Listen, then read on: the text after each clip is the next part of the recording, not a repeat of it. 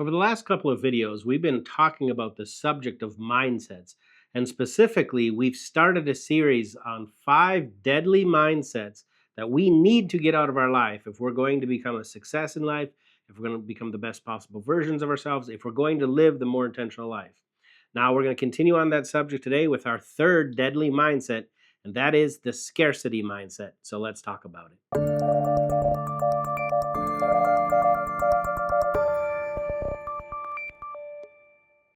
So, what is the scarcity mindset? Well, the scarcity mindset is a belief that there's not enough to go around in this life. It's a belief that if one person is winning, somebody else has to be losing. And it's a belief that because somebody else has more is the reason that I have less. Often somebody with a scarcity mindset looks at life like one big giant pie, and they think the fair thing should be that everybody should have the exact same size piece of pie. But because some people have bigger pieces of pie, maybe it's because they have more money, then by implication, the fact that they have a bigger piece means that somebody else has a smaller piece. Where money is concerned, often when you hear people talk against the rich people and talk about them and get angry with the rich, or they shake their fist at the rich do this, it is this scarcity mindset coming through. It's this belief that because they have what they have is the reason I don't have what I need or what I'd like to have. That's a scarcity mindset. It's a zero sum game. They think I can't have it because they have it. Now, I'll be honest with you. When you talk about someone like an Elon Musk who has multiple billions of dollars, I really don't believe anybody needs $1 billion. I truly believe most people don't even know how much $1 billion is. When it comes to an individual having money, $1 billion is a stupid amount of money. Nobody needs $1 billion. But just because nobody needs it does not mean I'm against them for having it. And the reason I'm not against them from having it is because I don't have a belief that because they have it, I can't have what I should have or what I need. They're not my enemy because they have a bunch of money. But now, if you have the scarcity mindset, if you truly believe I can't have if someone else has it, well, then it makes sense why some people have an entitlement mentality, because nobody needs $1 billion, and if they have it, I can't have what I need, so they should be obligated to give me part of theirs that they don't need. But that comes from the scarcity mindset, and that in itself stems from the wrong belief. It stems from this belief that there's only so much to go around, and if somebody has a bigger piece of the pie, I must, by implication, have a smaller piece of the pie. And what I believe is there's always more pie. I believe that there's always ways for people to create value, for creativity and intelligence and just hard work to create value that will cause wealth and finances to come into your life. One of my favorite books on finances is The Richest Man in Babylon by George S. Clason. I think it's a wonderful book. I try to read it every single year. Often I read it more than once a year. One of the things the author says in that book that was so eye-opening to me is he says, wealth grows wherever men exert energy. And the example he gave was, imagine I had $1 million and I was going to use that $1 million to build myself a home. Well, I would have to hire the contractors. I'd have to hire the landscapers. I'd have to hire the people who clear out that landscape. I'd have to hire the pavers, the laborers, the skilled carpenters for the finish work, the roofers, all of this thing. And if I spent all of the $1 million to build that home, that $1 million has not disappeared. It's gone out to all of the people who helped build the home, all of those workers that I hired. That money shifted from me to them. So you could say, in effect, society has grown $1 million richer because they exerted the energy that I paid for to build the house. But if you look at it from my perspective, my net worth has not gone down $1 million if I was wise with how I built that home. In fact, if I was creative enough, if I used skills and abilities that I had and knowledge of what people find valuable, I could have spent $1 million building the home, but the value of that home could be more than $1 million. Let's say I spent $1 million to build the home, but the home is valued at $1.5 million. Well, where did that extra wealth come from?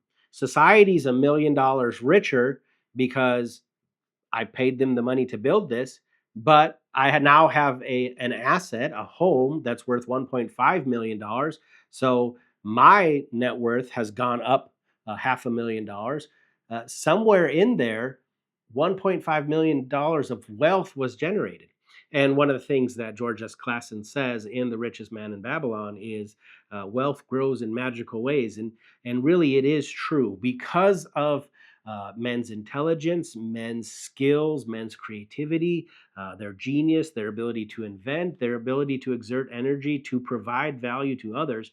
There's no limit or extent to the value somebody can create, and therefore there's no limit or extent or to the value that's available in the world where wealth is concerned.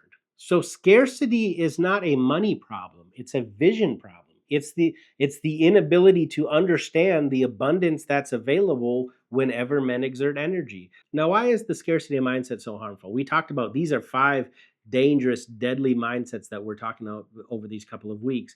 But why is the scarcity mindset so dangerous, so deadly that we have to get it out of our lives? Well, when you have a scarcity mindset, it often leads to number one, a comparison of other people. You're always looking at your size of the pie versus their size of the pie and comparing, do they have more than me or less than me? Number two, jealousy often comes in because when you're comparing and you see their piece of pie is bigger than yours and you feel threatened by the size of their pie because that means less for you, now you become jealous of that. And then often a scarcity mindset leads to fear-based decisions and very unwise decisions because you have the wrong mindset. You have a scarcity mindset.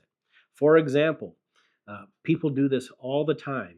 They will have a certain amount of money in a savings account that's making 0.2% interest, and yet they will have a credit card bill that's charging them 22% interest. But because they think that the money, the $10,000 in their savings account is limited, and they don't know where more of that's going to come from. They don't know how to go out and get it themselves because they think nobody else is going to give me a piece of their pie to fill this up. They kind of hoard this money here, and they're only making 0.2% interest when they're getting charged hundreds of dollars a month, and they're barely making a dent in their debt payments because they want to hold on to this because of scarcity mindset. Now, if you think about it just logically, I do believe in having an emergency fund. I do, and I believe I have some money away set aside for emergencies. But if you think about it this way, what most people will say is, well, what if I take this money and I pay off my credit card bill and then something happens? I won't have the money to pay this off. But think about it logically. Let's say I have $10,000 in a savings account and I have a $10,000 credit card bill. If I take all of this money and I pay off the credit card bill, I'm at zero. I don't have any money, but I don't owe any money. But now what happens if something does come up? Let's say my car breaks down, it's going to cost $1,000. Well, in the person with the scarcity mindset, they say, well, see, that's why I have to hold on to that money because something could happen that I need it for. But if you took your $10,000 and paid off your credit card bill, and then $1,000 bill came up, you could put the $1,000 on the credit card, and you're still only paying 22% interest on $1,000 instead of 22% interest on $10,000. And then you could work to pay that off. And then once that's paid off, you could work to build up your savings again. But now, because of a scarcity mentality, not only do they not do that, but a lot of people will have $10,000 in their savings account making 0.2% interest, $10,000 on credit card bill charging 22% interest, and the thing still happens. Your car still breaks down and it owes $1,000. And there are people who are so fear-based where the scarcity mentality is concerned, is they don't even take the $1,000 out of their savings account that they have to pay that off, which is the reason they said that they were keeping the money in there in the first place, because they're still scared that there's no more where that came from. So they'll put the $1,000 on the credit card. And instead of having, just $1,000 in a credit card, you got 10,000 in the bank and 11,000 on the credit card being charged 22% interest. But that's what a scarcity mindset does. It fosters fear and causes you to make fear-based decisions. And then the last thing that a scarcity mindset will do, and this is probably the most harmful, is it will cause you to not even look for the opportunities for the things that you need. If you truly believe there's not enough out there, if you truly believe others already have it, and because they have it, I can't have it, well, then you're not going to be looking out for the opportunities to get the things that you need or that you desire. And if you're not looking for the opportunities, you're most likely not going to see the opportunities. You're not going to find them. Well, if we're going to get rid of a scarcity mindset and all the harmful consequences of having a scarcity mindset, what are we going to replace it with? Well, we have to replace it with an abundance mindset. Now, when I was preparing for this video, I wasn't quite sure I wanted to use that term abundance mindset because I have run into enough people in the personal development realm that talk about having an abundance mindset in kind of a woo-woo type of way.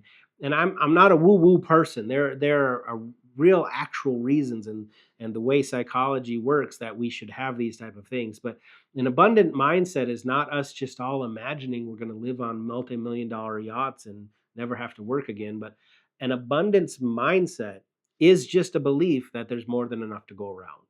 And if I desire a thing for my family, or I need a thing for my family or for my life, if I am willing to be diligent, if I'm willing to continue to work hard, if I'm willing to continue to work on myself to increase my abilities and increase my knowledge and increase my uh, uh, increase my ability to create value for others, well, then there's more than enough out there for me and my family.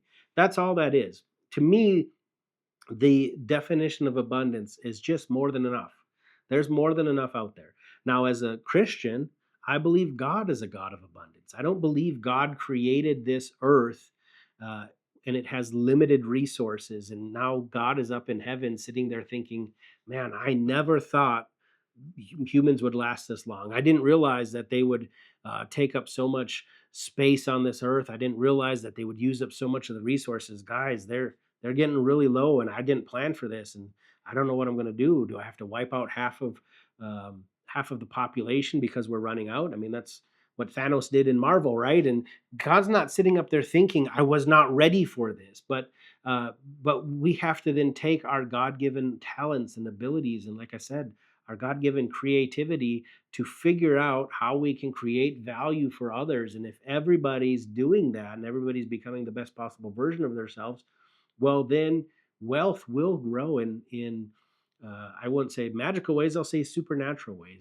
And I believe that if you're the type of person who genuinely wants to become the best possible version of yourself, there's more than enough out there for you. There's more than enough wealth.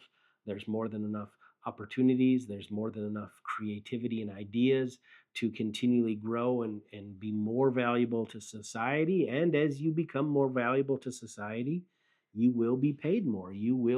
They will respond with value, which is wealth creation. And so if we're going to get rid of this scarcity mentality, though, we have to believe there's more than enough. We have to believe the opportunities are out there, the opportunities are available. As a Christian, I believe God will open doors of opportunity for me, but I'm not scared of running out. And because I'm not scared of that, I don't have to be in competition with anybody. I don't have to be angry when somebody else succeeds. I don't have to be angry when Musk makes another $1 billion. Now, does he need another $1 billion? Again, he doesn't need another $1 billion, but his getting another $1 billion for his genius or his business acumen or whatever you want to consider why he got that doesn't harm me. It doesn't take away from me. And because I don't have the scarcity mindset, I don't need to have a entitlement mentality that now somebody owes me something. This is the way we get out of being stuck in life. We quit making other people our problem. We quit making other people the reason that we don't have what we have. And we start taking the responsibility for ourselves and we start looking at what can I do? The scarcity mindset keeps your vision small. Almost every person that I ever ran into that has a scarcity mindset, their vision is small because they can't see the abundance around them and all of the opportunities to create abundance that's around them. I don't know if that helped you. Don't know if it offended you, but there is more than enough that's out there. And if you'll just get rid of this scarcity mentality, this small vision, this small limited mindset, you will begin to see more than enough. And that's what we want to have for you. If you want to learn more about these different deadly mindsets that we have to get out of our life, if we're going to become a success in life, if we're going to live the more intentional life, you can check out this video right here. But until I see you again, go out and live that more intentional life.